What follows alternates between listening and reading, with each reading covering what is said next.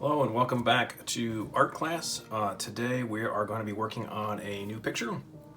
We are going to be doing a parody of a famous painting. One of the things we need to know about is just the word parody itself. Parody is a kind of way of making fun of something that is really common. So I've given a link in to YouTube in our assignment there to give you a couple examples of parody. There are parodies of pictures, there are parodies of movies, there are parodies of songs.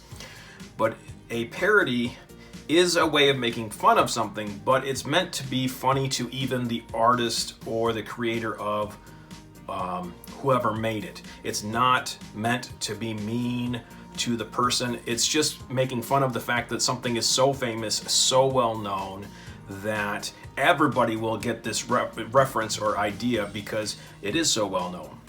So an example, there are lots of horror movies out there, and then they made a parody set of movies that kind of like the movie Scream is kind of a parody on other movies.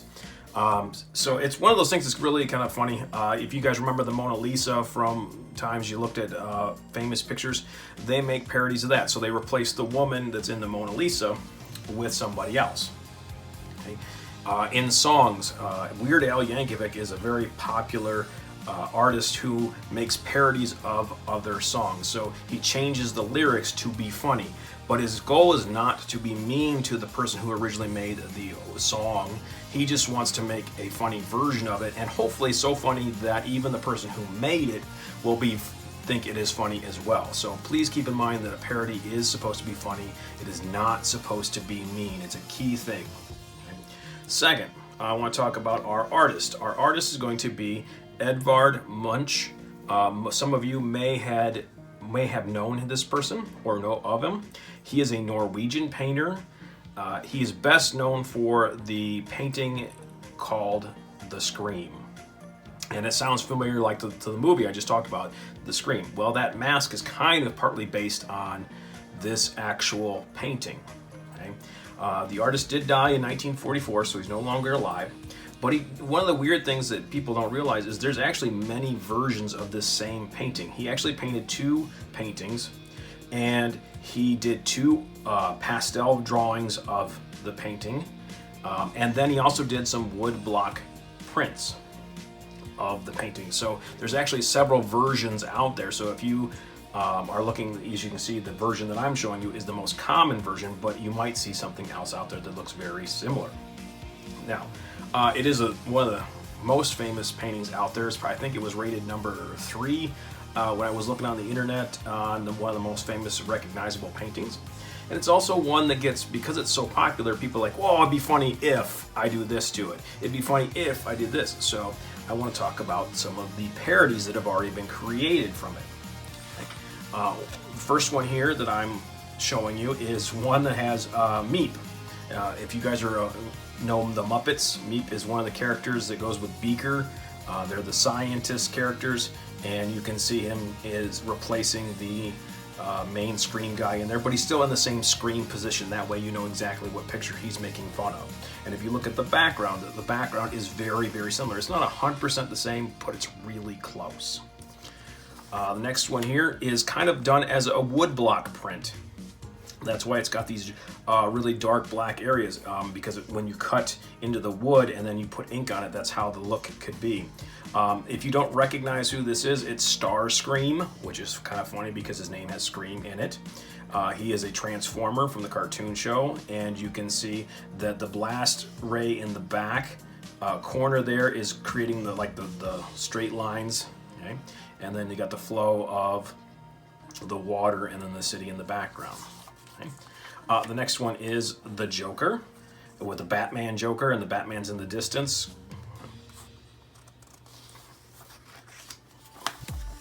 The next one is one of my another one that's an old kind of cartoon. It is this is Skeletor from He-Man. I don't know if any of you guys recognize it, but then you have He-Man in the background, and they had a little extra with the sword and the lightning from the He-Man show in the background there. The next one you guys would probably recognize pretty good is The Simpsons. It's this Homer Simpson, and then in the background you got I think that's Flanders in the background staring at Homer Simpson. And then the last one I want to show you is the Scream emoji. And if you notice, that Scream emoji is actually shaped just like the face of the real Scream, and that's where they get that look. Is again, the Scream is so common that we use it even today as a reference for things. All right, so let's move on and let's create our own. So what we're going to need is you're going to need a piece of paper, you're going to need an eraser, pencil, and you're going to want a ruler. And you may want to have your photo up next to you when you do yours. I will give you this photo, and so you can look at it while you're doing it, or you can just follow along with me.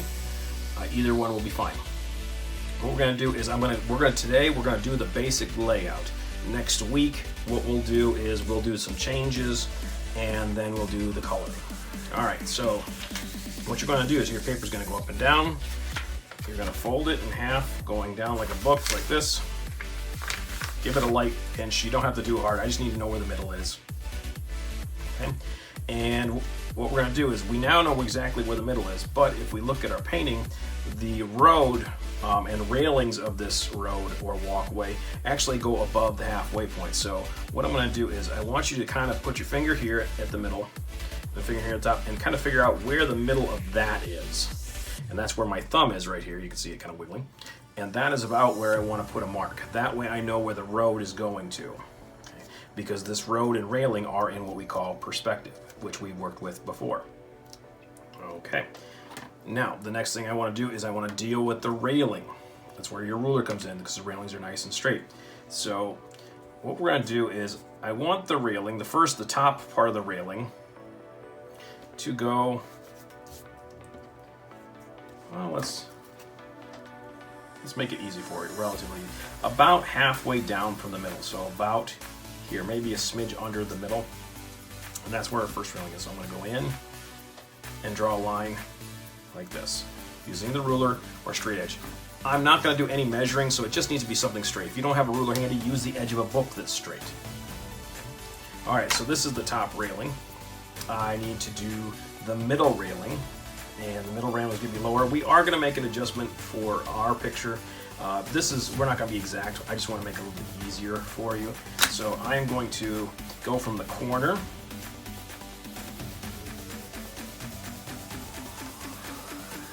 Same dot.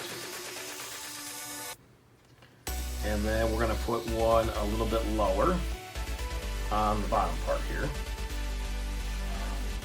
Like that. And they're all going to the same dot. They do need to hit that same dot. Okay. Next, what we're going to do is right here, we need to put two people. And they don't have to be very detailed. So I'm going to put the one that's pretty tall. They are walking. So I'm going to put a head, which is basically kind of an oval shape. I don't want to do a circle. I want to do oval. And then I'm going to do a simple body shape. So I'm going to do kind of this upside down U shape, and then I'm going to put two legs. Again, I'm keeping this simple right now. And then I'm going to put a second person right next to them, making sure they stay on the walkway. And they're going to be basically the same thing, except they're wearing a long coat, it looks like. So I'm going to flare it out at the bottom, and then I'm going to make it a little bit longer, kind of like a bell.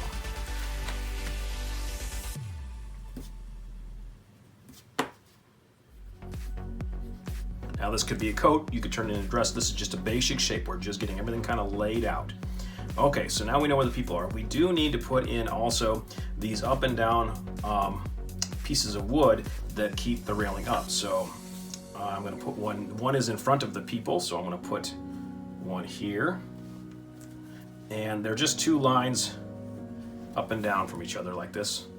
Then I'm going to put one a little bit further down, and again, two lines connecting.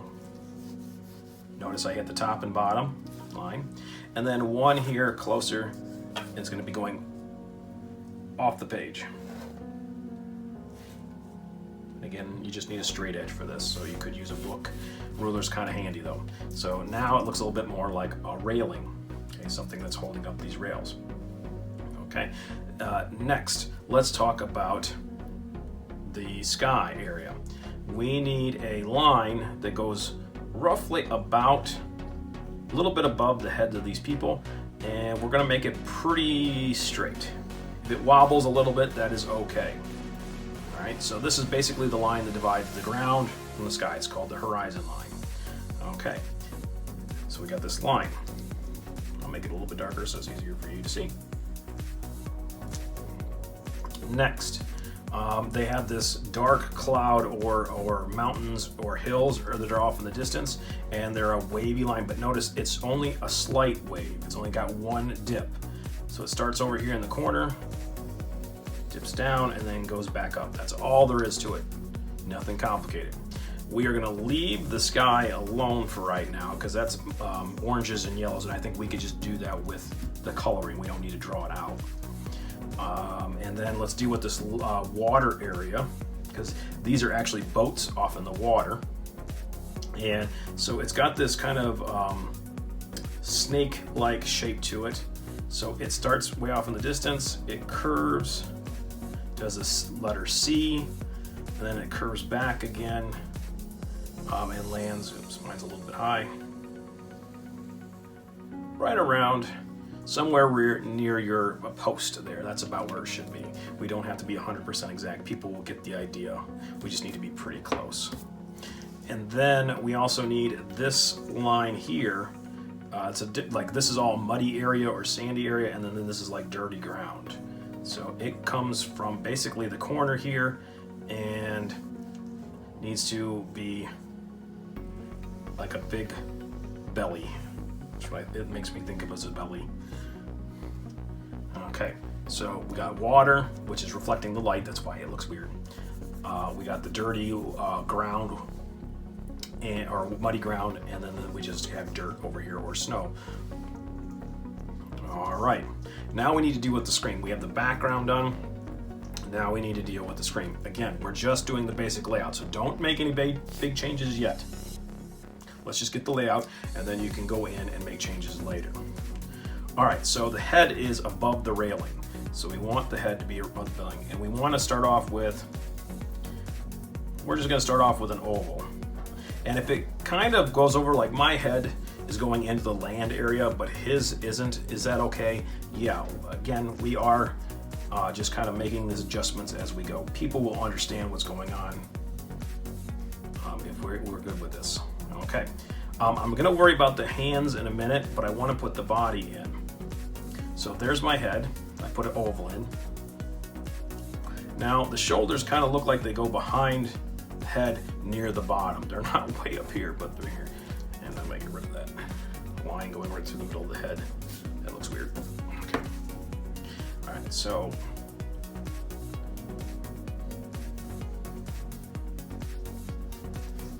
it kind of looks like he doesn't have a neck, and that's okay. Now, if you look at the body, it does this weird curve. So it's gonna curve out to the side a little bit.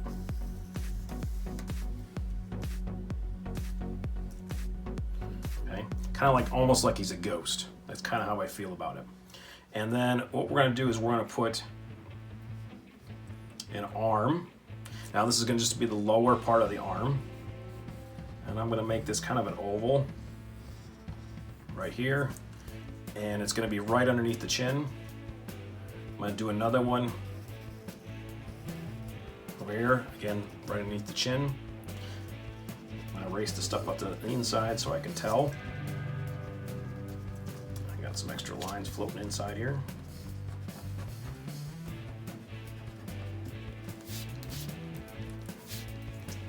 Okay.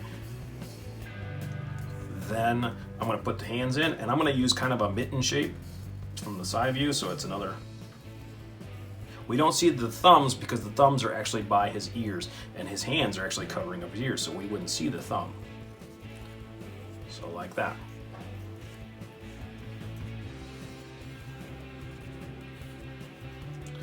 Okay. Now we have the basic layout. This is where we're going to stop for today. What I need you to do for next week is obviously get this part done. You may want to replay it maybe once or twice, or watch it once and then do it with me. The other thing you need to do is start to think about, what do you want your parody to be? What are you going to change in here? I've seen one where they changed the face into a dog because of the way the hands are. They look kind of like dog ears. So you're going to need to come up with things. And can you change slightly other things? Obviously, the biggest thing to change is the person here. You know, maybe it becomes Darth Vader screaming. Maybe it's Elsa screaming. You know, your call on that. And then you can change the characters back here. Those are the two most common things people change, is those two things. So this guy for sure is going to need an adjustment, and you could change these people, or you can leave them just as people off in the distance. It doesn't really matter. One other thing we need to do before I forget, we do need to put the boats in. They're really easy. They're basically a skinny trapezoid with like these plus signs, really skinny plus signs. Those are just where the sails would go. Like that. Okay. Take a photo of this, upload it to Google Classroom for me, show me that you get this far. Next week we'll deal with making the changes.